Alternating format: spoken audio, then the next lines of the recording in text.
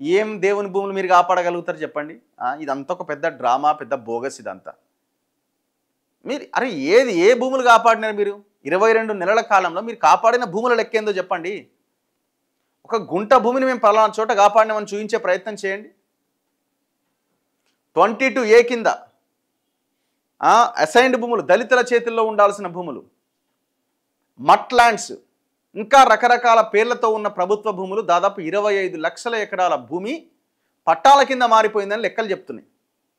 GO 58, GO 59 కేవలం, GO 59 అయితే కేవలం ఎకరాల భూములు ప్లాట్ల కింద డివైడ్ చేసి కబ్జాలు చేశారు. జీవో 59 కింద ఏవైతే అప్లికేషన్లు వచ్చినాయో ఆ అప్లికేషన్లు పరిశీలించి నిర్ణయాలు తీసుకున్నారా ఇంతవరకు? ఇప్పటికే ఎంతో భూమి కబ్జాకు గురైంది.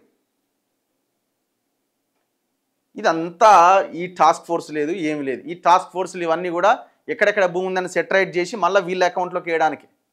వాడు 10 ఎకరాలు కబ్జా చేసిన, అరే నీకు 5 తీసుకో, నాకు 5 ఇచ్చేయి, లేకపోతే మొత్తం గవర్నమెంట్ అకౌంట్లోకి పోతుంది.